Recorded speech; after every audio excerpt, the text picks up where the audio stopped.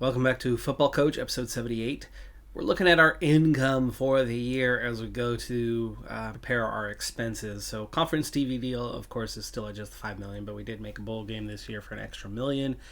And having the diamond and silver donor definitely helps. The two bronze donors for all those years and just the $9 million they brought in, having an extra $13 million is massive. And then on top of that, we do also acquire $5.5 million in successful bonuses this year, though we did spend $2 million on a new out-of-conference home and home. In all, we brought in $31.5 million this season. Now, we didn't have a great year, as we just went 7-6. It was definitely our weakest year for the last few, as we had 8 wins the previous couple of seasons, and our final ranking ended up 50th, which was just 3 spots below the expected. 3! Like, crazy close to being exactly neutral. That's a very neutral season, yet we lost 300 prestige points. We almost lost our prestige level. I'm shocked that other programs aren't just like plummeting down the rankings, unless they're just not punished the way that we are punished because I'm playing on legendary difficulty, which very well could be the situation. But gains are moderate, drops are rapid. In order to cover all of our debts and get us right back to just neutral, full NIL, coaching staff balance just covered, maintenance covered on everything else, we still have $12.7 million to spend. And in those facilities, we have reached level 10. How far away is level 11? Well, pretty far. Pretty far. But it is so very, very clear that getting to max level on the facilities is going to be the biggest thing for this program. So maximum available will push us third of the way through the level. Third of the way through the level. I'll take that. Of course, if we had a couple levels into marketing, we wouldn't have had any sort of drop in prestige. We would have finished 45th instead of 50th and saw a small increase instead of decrease. But we'll worry about the facilities for now. I really do think that is the biggest factor in having a competitive team. We have our schedule for the year. Last year's 1-1 that we scheduled with Kansas State is going to conclude this year. We're also going to get our second game in for our trio of games against Oregon. We'll be on the road for that one. And then we are starting up a new home and home with Rutgers. That's going to cost us $2 million this year. But based on how last year went, I have a feeling that we'll have no problem covering that sort of cost. I mean, we had $12 million left over last year. We should be able to, pay for that, no problem. And not necessarily need to have these huge payday every once in a while kind of contracts anymore. I think we can maybe remove those off the calendar at some stage and get ourselves some potentially winnable games. Outside of Oregon, we're looking at 4 stars or below for everybody except South Florida. Indiana remains at 4 stars. SMU remains at 4 stars. Memphis has dropped to 3 stars now, so they are outside of the 4-star realm. Remember, alignment is coming at some point. We are entering the 2043 season. It's 2045 when we're going to have our next realignment. Potentially, if we can get ourselves up to number 2 within the conference, that could happen. South Florida is a clear number 1. They are perennial winners right now. Indiana, SMU, and Memphis were the primary contenders. I think there was one more 4-star team out there, but it might have been a 3-star. Yeah, so if we can have a good season and progress up a little bit, Indiana has struggled the last couple of years, though they've still been kind of winning that other division. SMU is going to be the difficult one to try to overcome. They were 9-4 last season, and they're definitely headed back in that positive direction towards that 5th star, which I think they might have had when this started. I think we had a 6 and a 5, a couple 4, or like 3 4s when this started, but amazingly, it's mostly gone backwards. I really like the update that brought in the changes of best fits for positions as you're looking to change positions during the offseason. I found in the early years that 99% of the guys were in the position that they were best at, position you recruited them at. Now, in real life, it's not uncommon at all to change guys over to another position.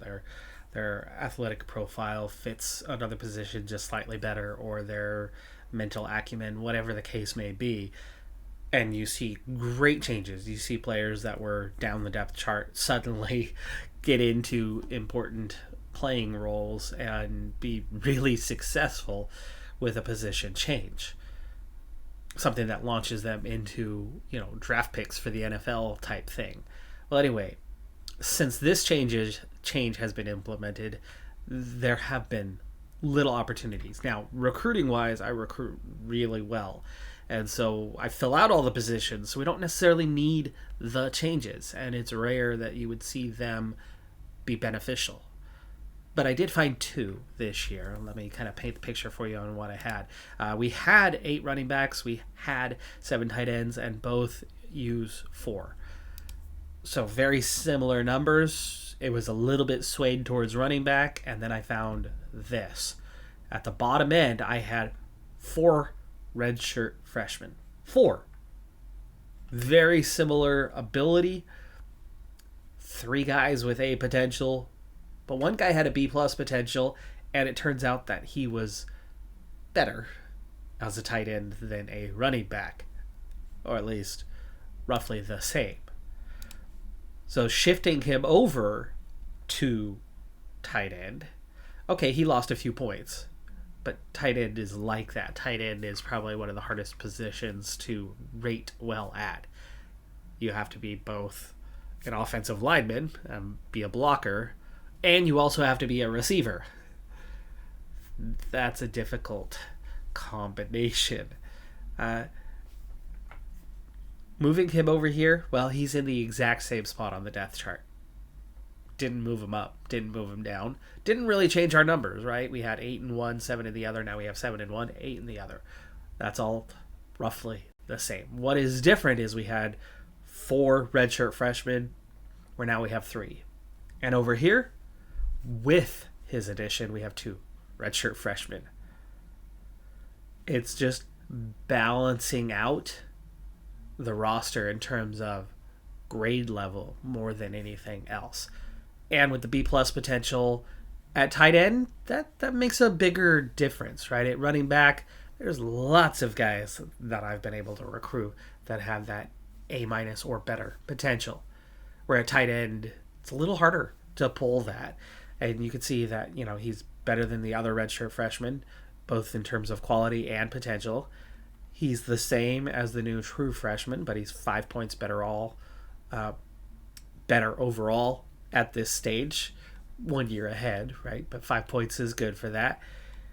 A redshirt junior, he's somebody 2 classes ahead of him, and he's only 2 points behind the guy.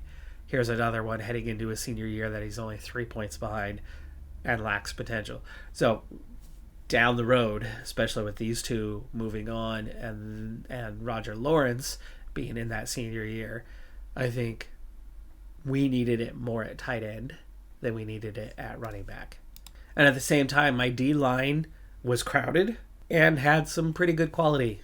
Linebacker is my weakest position right now. It turns out that one of my D-linemen with fantastic potential heading into his senior year, where he would have been way down the depth chart at D-line, and unless he had an incredible growth during this offseason, which we're about to see, he wasn't even going to be in the depth chart. He was going to maybe play a tiny bit or not at all. We give him a +4 by moving him over to linebacker, and he jumps to 4th on the depth chart.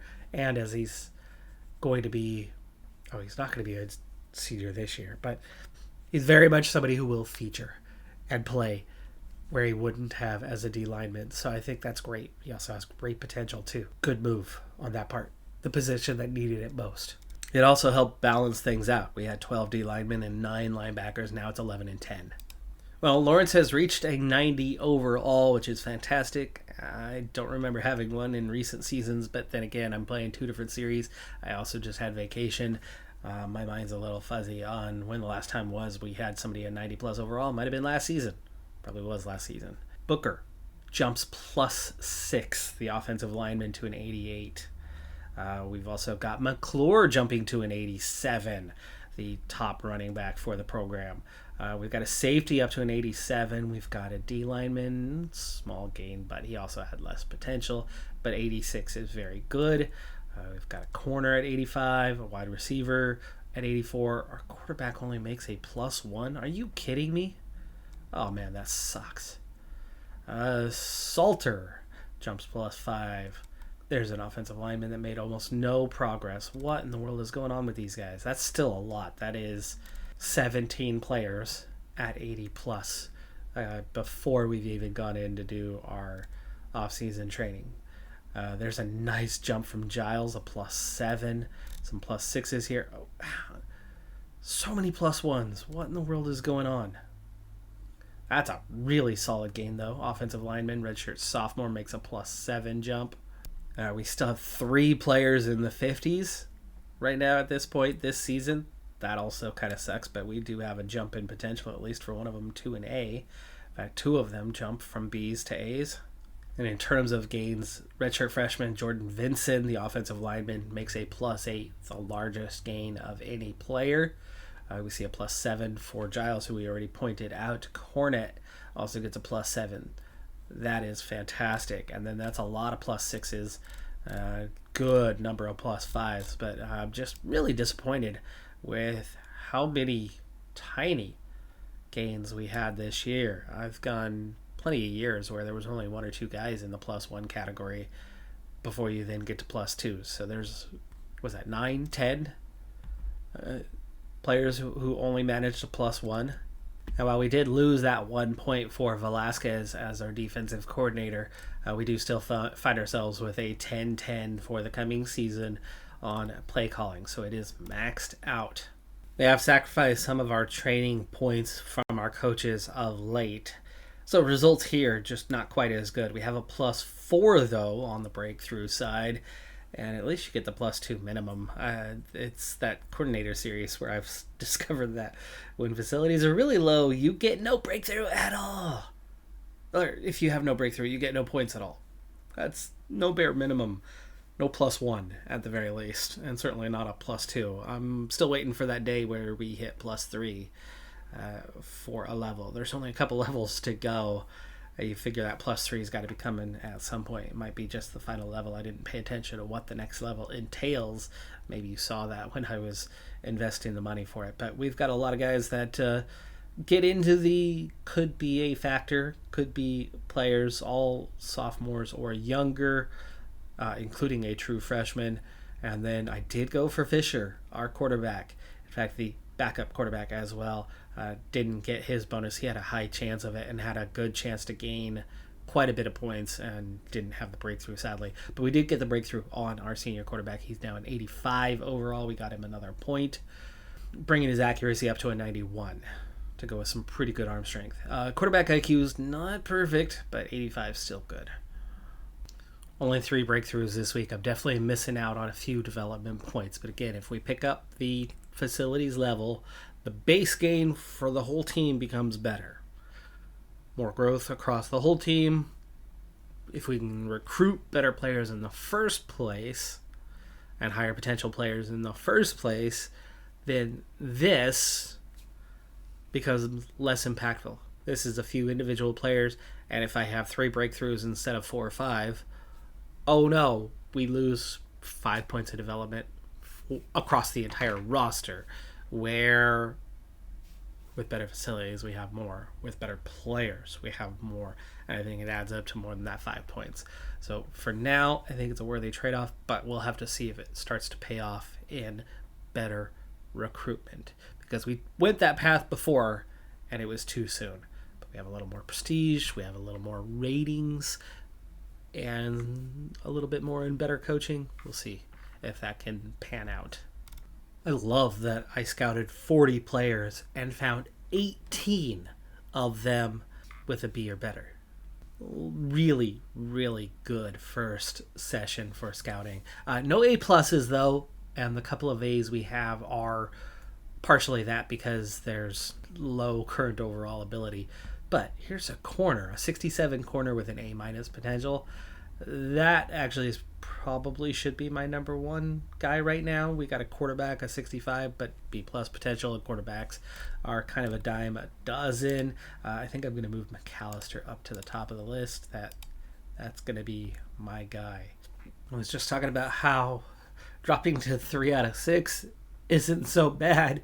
And then I turn around this week and get 5 out of 6. We get a kick accuracy +3 for our sophomore kicker who's taking over the starting duties there. He's an 82 overall, and he's got good kick accuracy and punt accuracy. Well, not a ton of power, but I can deal with less power. If he's accurate, he's going to put it where it needs to be, and he'll be consistent. It'll just only go so far. Can't take 50-yarders, but we can consistently make the 40-something yarders.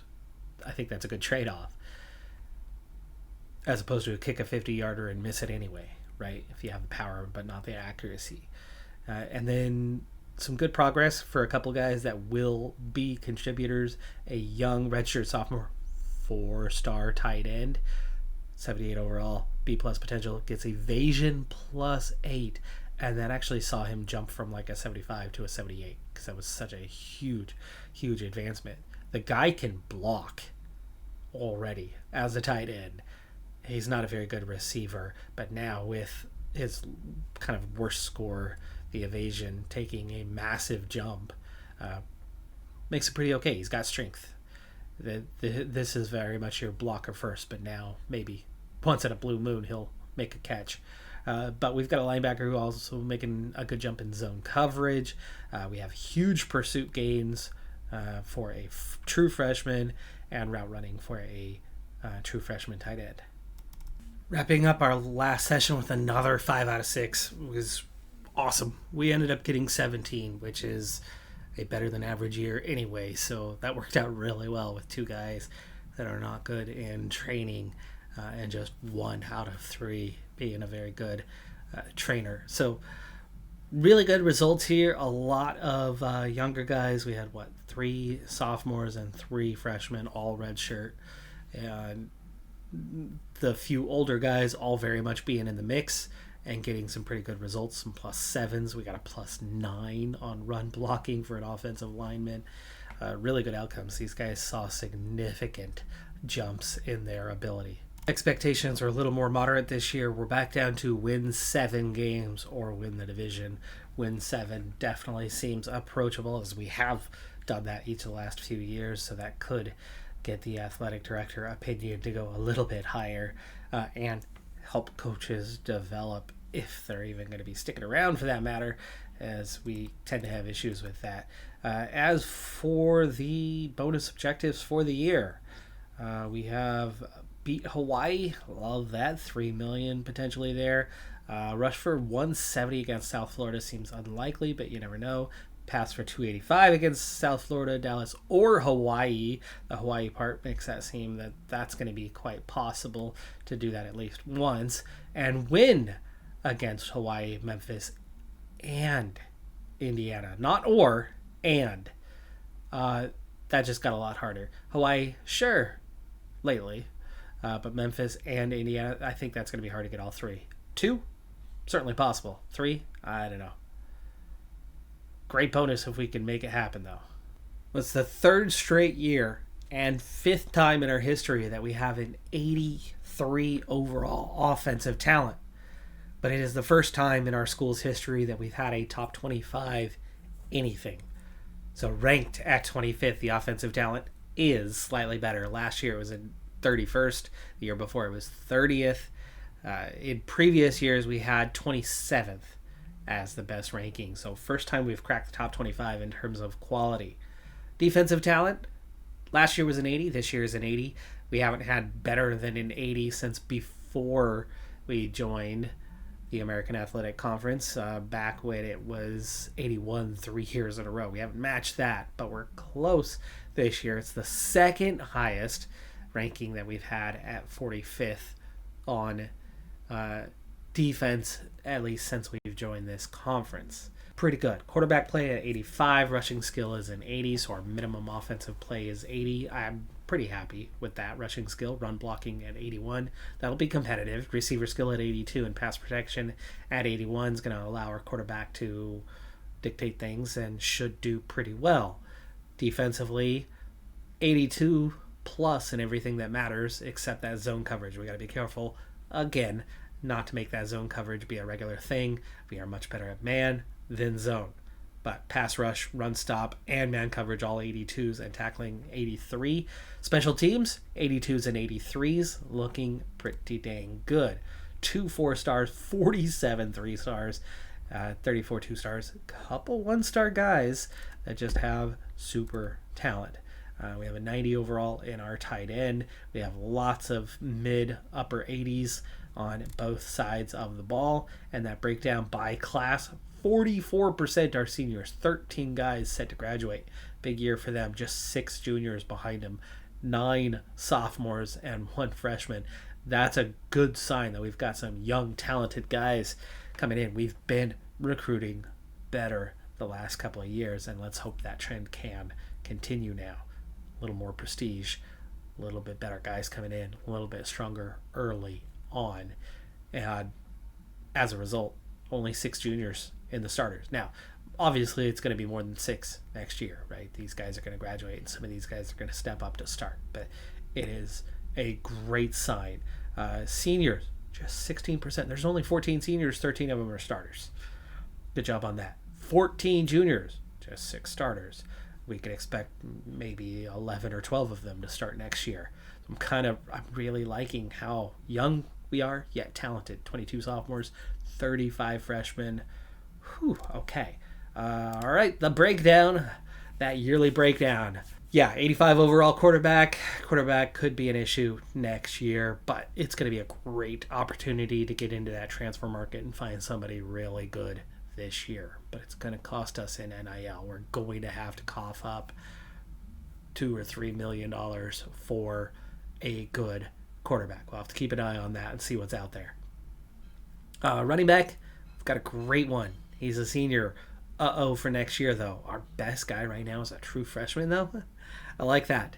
And he'll obviously be a redshirt freshman next year. I will be very careful, but we're going to try to pick 4 games out and then redshirt him after that. Why? Because, well, Bell's also a 73, Callahan's a 72, Reed's a 70. We have depth behind him. We don't need Forbes. We have McClure. We don't need Forbes. Save him. Give him the 4 years. He will be in the mix for all 4, which is fantastic. We should be able to keep him around, give him playtime from next year. As a true freshman, he shouldn't be demanding it yet.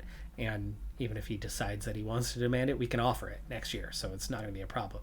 Wide receiver, only 2 seniors.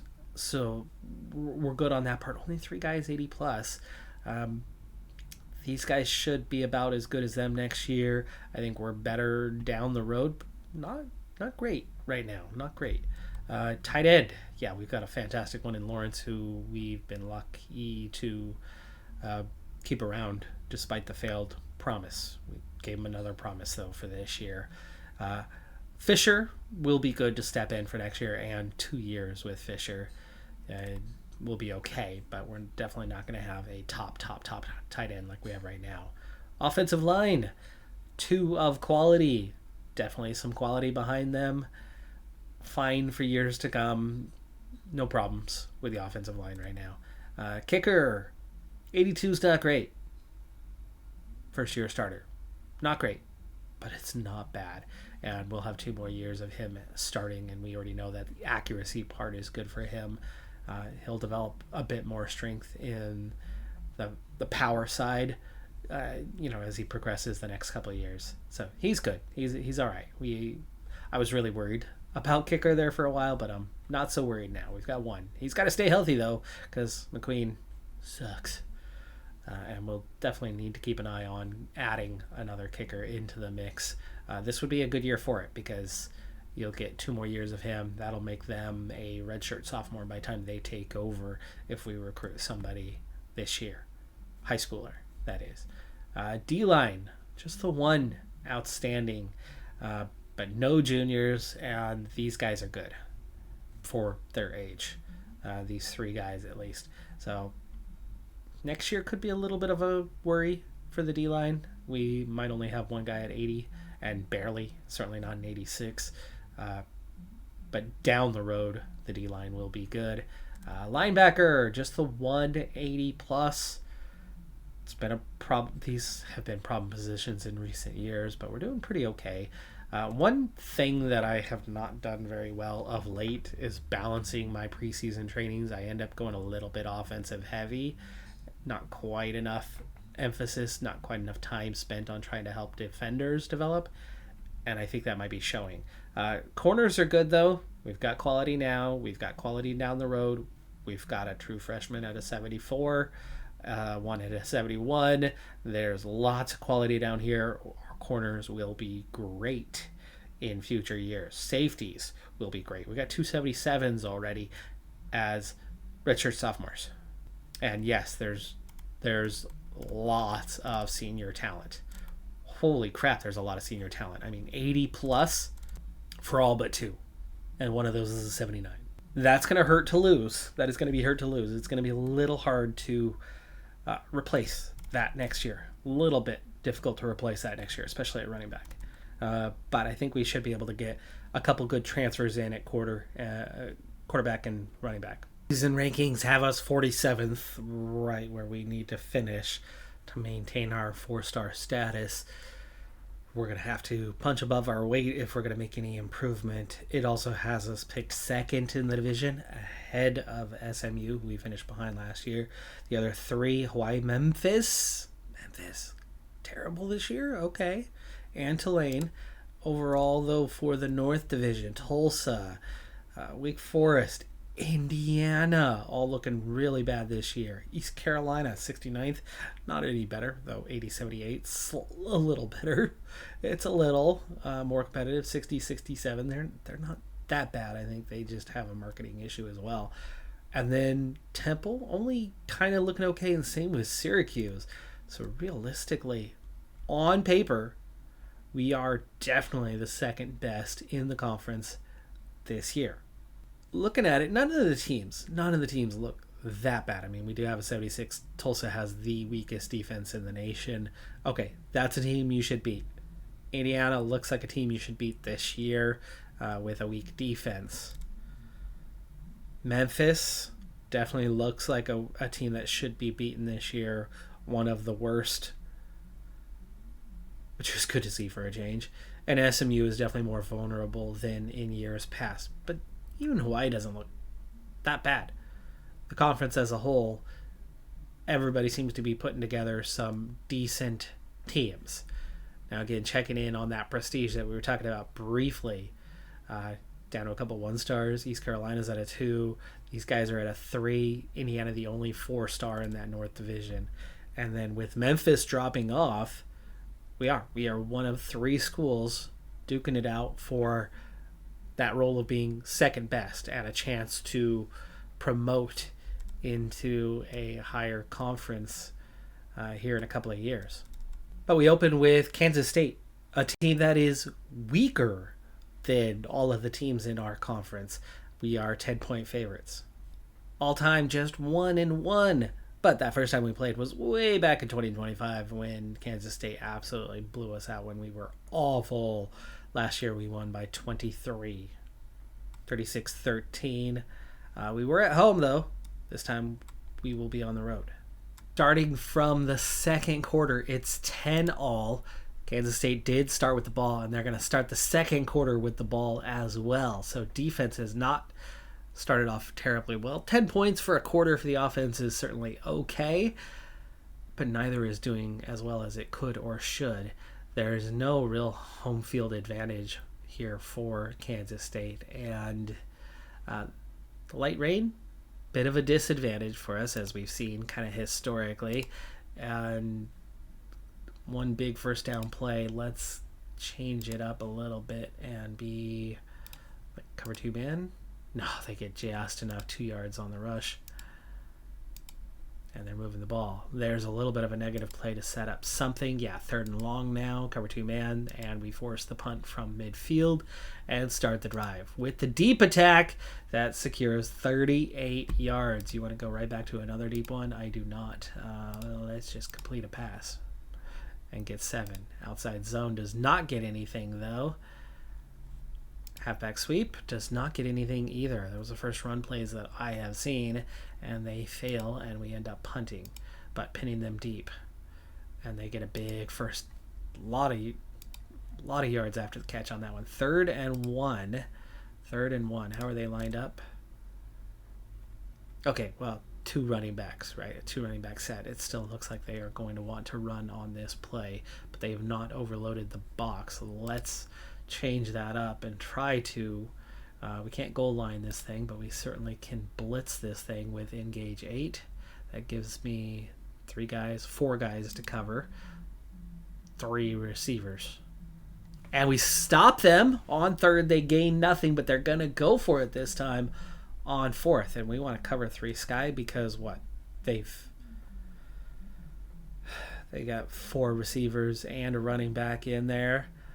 No tight ends. No tight ends at all. Doesn't mean that they're not going to draw this thing. So let's see what... Okay, they've got the 4 receivers. I think we're going to send everybody else. So man-to-man, everybody else in this shotgun spread flex. And then we're going to send the house to stop the running back and put the quarterback under pressure if they go for the handoff on the draw. And it works. It works. The pass is deflected by the safety. It was a pass. They went for 4 guys under and 1 guy deep on the Y stick, and the pressure, the man-to-man defense held on the man-to-man, and the pressure probably rushed the throw a little bit, but it ends up being deflected. Okay, we've got the ball back at midfield. Runs have not worked so far, but what about now? No. Run game is just not happening right now, so let's go to a medium pass, which we haven't done yet, and that gets the first down. The quick slants gets us 8. Another chance to run, picks up 1. How about let's be more deliberate this time? Goal line, halfback dive, and it only gains 1, but it gets us the first down. Run game is horrible, but the lean run means we're open to make some passing attempts, and that's our first incompletion, I think. Maybe since the first drive anyway. Shallow cross. There you go. First down. Levels. First and goal from the 4. First and goal from the 4. We're going to be deliberate about what we're doing here. Halfback dive. Touchdown. 17-10. I didn't figure we were going to get it on the first try, but I figured being deliberate, getting a lot of blockers when we are capable. By the way, I noticed, even though it said we have run blocking at an 80 overall, we are much stronger pass blocking than run blocking in the individuals that will make up the offensive line. There might be 1 or 2 guys that can, but overall as a whole, I've got a lot more guys better suited to be tackles than interior linemen. And there's only 2 tackle positions. There's 3 interior lineman positions. Pass blocking looks really strong for our unit, where run blocking just doesn't feel quite as strong for me, and right now it seems to be showing. Of course, we also only have 1 running back who's at his best right now either. 17-10. Let's go ahead and skip forward to the next possession. They certainly move the ball, but we're going to get it back with not good field position, but we got it back. Also, just a minute and a half left.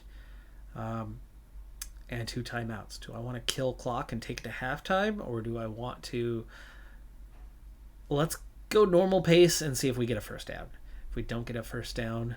if we do get a first down, then we speed things up. If we don't get a first down, at least it'll help us with the clock, and because right now the field position favors them. Somewhat penalized, so no. Go short. Quick slants. Got good tight ends this year, so I feel like you can have more passing plays that involve those tight ends. And now we're looking for a tight end stick. Oh, huge play, 72 yards and 41 seconds left. We don't necessarily need to go up tempo as we have 2 timeouts. But, okay. First and goal from the 10. No gain, though, on the rush. 1 timeout left. Slants. Sets up a 3rd and goal. Here we go. Be deliberate. Be deliberate. Halfback dive. 2 plays to make it happen. 32 seconds. We don't even need to go up tempo. Drop to normal, though. Clock was stopped. Clock was stopped for some reason. That was our last time out. Okay, that was our last time out. Halfback dive. Got it. Got it. Okay, that's a big turn.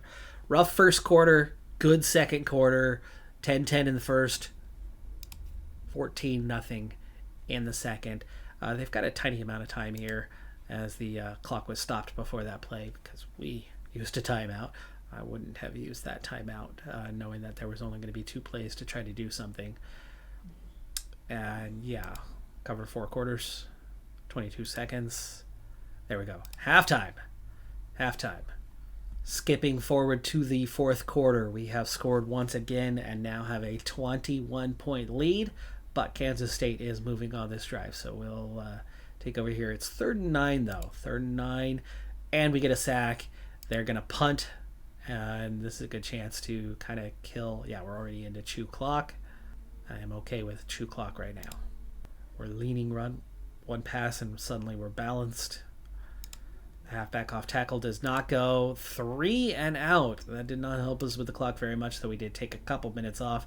Not much distance on the punt. 43 yards is okay, but you can definitely get more than that.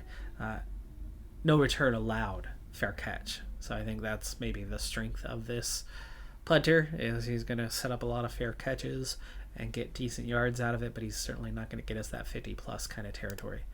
Cover 1 contain. They get 8. Cover 1 in the hole. Stops them. Sets up a 3rd and 2. No tight ends. Just the 1 running back. 4. That's not even going to set up very well. Give me something a little bit different. Give me a nickel with a cover 1 contain. And it works. We stop them. They only gain 1 yard. They did go to the ground on that play. Now it's 4th and 1. And they're going to go for it with almost identical. I'll take the slant weak. We get the stop. They lose 3 yards. They gave it off, so it was the run pass option, but they handed it off to the running back, and it didn't work as we were plugging that exact hole.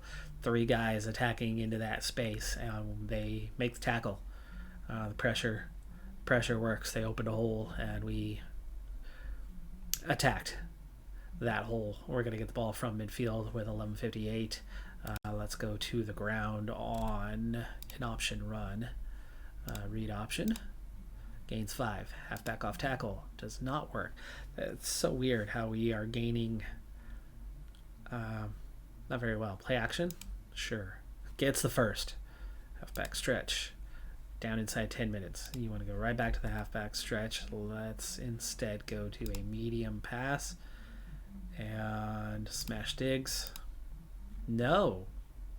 Curls will definitely not do anything for us here. We're in kind of a weird position too. Right now it would be punt. If we cover part of the distance, it's one of those you kind of want to go for it on 4th, but it's going to depend on the yardage. We need like 3 yards or less to even think about going for it. Otherwise, it's a punt that's not going to net us many yards and probably be too long for a field goal. We're going to go more for the deep pass or the dump off. See if we can catch them out and get those corners. It does not work. From here, it's the punt. And it still ends up in the touchback. Come on. You're supposed to be accurate as a punter. That's a letdown. It's still 9 minutes left. Didn't take that much time off the clock, but here we are on 3rd and 10 with a 3 and out. We can get the ball back. Great field position. But a turnover. Quinn Bell. So one of the backups, one of the first-year running backs at a 72, 73 overall has fumbled. We do have the light rain situation. Let's see if we get a stop on this possession. We do not, but they only got 1 first down and then end up kicking a field goal that they converted, and that didn't hurt too much, down to 7 minutes. But let's go ahead and skip to the last 5 where we are still moving the ball. Play action wheel on 3rd and 6. Good call. Works well. First down. We get a little something there. The inside zone gets us a 3rd and 1. Goal line run. Halfback dive. No. Goal line run. Quarterback sneak. Yes, first down. 2:25 left, and they are out of timeouts. Halfback slam, halfback off tackle, and McClure fumbles. But they have turned it over on seemingly fourth down. No, it was a fumble, actually. It's a fumble. So their slot receiver fumbled it, and we can take a knee to finish the game off. Not a blowout, not really, but 31-13 is still pretty comfortable. 431 to 312 on the yardage. Yeah, not as dominant as you expect. Rushing game did give us 160 yards, but only 3.5 yards per carry. Despite the rain, we got 9 yards per pass attempt and did pretty well there. 50% on our third downs, 100% on our fourth, where they were 33% and 33%. 2 turnovers each. Fisher's day at quarterback, 67% pass completion. He had a solid day, though. He had no touchdowns. McClure had 98 on the ground on 13 carries, 7.5 yards per carry. 4 touchdowns for McClure. But he did have that 1 turnover. Defense, 9 tackles for loss, 4 sacks, 2 forced fumbles, 6 pass deflections. They had a good day. Porter, 1 mistake on punt, but otherwise he was good today. Perfect. Not really asked too many questions. All right, folks. Well, that's the start to our season, and that's 1 win in the books of 7 that we need. We only have the 1 really difficult game on the calendar, 2 if you count South Florida. We have 10 good opportunities to get our 7+ wins. I think the 7 wins could just about do it, but I think it's going to take 8 for us to have a good, positive, prestige kind of season. And that means we got to win 8 out of 10 games, or the upset over South Florida, added into 7 out of 10. It's not going to be the easiest thing to accomplish, but we certainly look capable of it this season. We'll see how we fare as we continue on. We do have that even mix of home and away. Definitely have the opportunity to do what is necessary this season. The last thing I want to look at before we wrap up this episode is those 2 tougher games. Where are they, home or away? McClure's 4 touchdowns. That was a team record. Okay, so the 2 games we are referring to, of course, are Oregon, who's number 6 in the country right now after 1 game. We are away for that one. South Florida, we are away for that one. They lost their opener, whoever it was against, but that's the 2 games that we worry most about, and both are on the road, which means of the 10 winnable games, 6 home, 4 away. I like our chances of getting our necessary 8 wins this season. We've already won one of those 4 away games as well. So just 3 more away games with East Carolina, Tulsa, probably the weakest team on the calendar, and then Hawaii. Hawaii's kind of good this year. That could be a challenging one. But with, Rutgers, Tulane, Indiana all at home, SMU, Memphis, Wake Forest at home. We do have a couple of those tougher games, but that makes them more winnable, right? Makes them more winnable. So I do like this calendar. This year. Definitely a chance to come away with the necessary wins that we need. Could this be a year to challenge for the division title? I don't know. It depends on South Florida. They did lose that first one, but I'm not sure if that was conference. It was TCU. The other purple. The other purple and white, the confusing one. And TCU was ranked, and they were on the road, and they only lost 20-10. Wasn't that bad. They've got Tulsa and Indiana that are next. And then in FCS. In our first or second season, there was a chance to schedule an FCS, but we needed finances, so we didn't do it. Since then, I've never once seen a chance to schedule an FCS opponent. Never once. For anyone unfamiliar, the FCS opponents, it's the subdivision. It's the division below us, where there are some good programs. There's certainly some down there capable. The biggest example of an FCS success was back in 2007. Appalachian State, who had, in their defense, they were a really good team. They had won 2 straight and they were on their way towards their third consecutive FCS championship, national championship. So they were ranked number 1. It was the first game of the season, and Michigan was preseason ranked number 5 in the nation, so they were one of the favorites. And Appalachian State upset them 34-31. Massive game, massive upset. It put FCS teams on the map because there was other upsets over that stretch of time. And of course, Appalachian State, with that success, very soon after became a team in this top flight. But as this is not a database that includes all of those smaller divisions, they didn't make the cut, so they are not part of this particular subset. My coordinator series that has 138 programs, yeah, they're part of that larger subset. That is going to do it for this episode. Like I said, I'm pretty optimistic about where we are this season, if we can stay healthy, what we can do this particular season. I'm a little nervous for next season with so many seniors and all but 2 of them being an 80 plus. And next year's class looking a little bit off. I'm loving the look of our freshman and sophomore classes. I've got quite a few true freshmen this year that are good enough to get play time. Quite a few. For now, I've got most of them redshirted regardless, and I've got a few of them that I'm saving to play 4 games at some point later on in the season, especially if we start to pick up some injuries. So I did not put them into these kind of early games. I'm certainly not going to play them against like an Oregon, which is kind of how you would do things in real life. You might put them against a team like that to get experience, but we want them to we want to save them for games down the road where we have injuries and could use a stronger player a little bit further down the depth chart to get some play time. But it's good to see that because we hadn't had that much for a while, but we are recruiting a little bit bigger, better, stronger players these days. And it's nice to see that. But it's that junior class that's a little bit off, so I have fear over next year. But this season, high optimism. That's going to do it for this one, though. I'm Decathlon Gamer. Like, comment, subscribe, and I'll see you next time.